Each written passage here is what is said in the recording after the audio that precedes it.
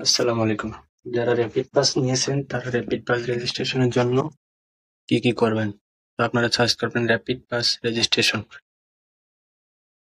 এরপর যে ওয়েবসাইটটা আসবে র‍্যাপিড পাস রেজিস্টার, ওয়েবসাইটে প্রবেশ করবেন।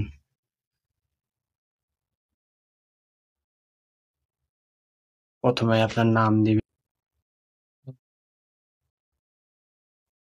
NEOUS, শেষের নাম দিবেন, মোবাইল নাম্বারটা দিয়ে দিবেন।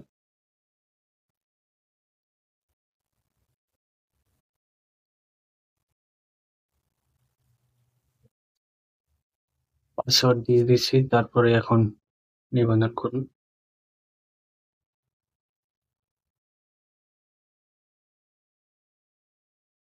ছবিটা চলে এসেছে,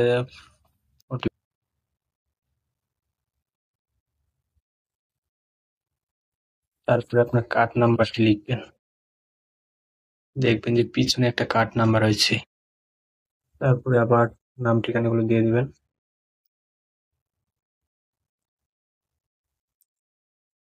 তার নাম দিয়ে দিবেন, মাতার নাম দিয়ে দিবেন,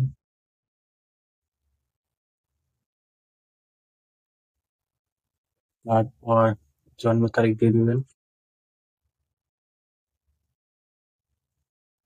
লিঙ্গ দিয়ে দিবেন,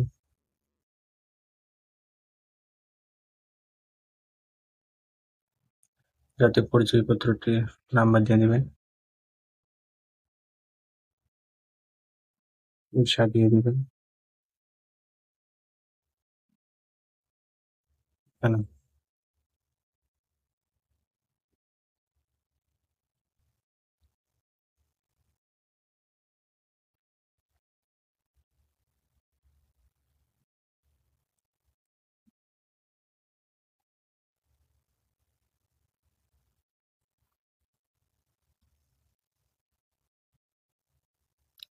তারপর সবগুলো একবার চেক দিয়ে নিবেন।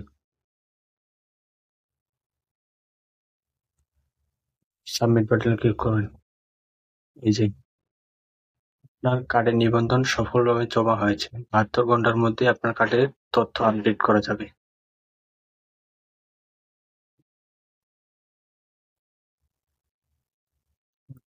নিবন্ধিত। আচ্ছা, এই পর্যন্তই। মেট্রো রেলে যোগাযোগ করুন এবং ভিডিওটি ভালো লাগলে লাইক, কমেন্ট, শেয়ার করুন।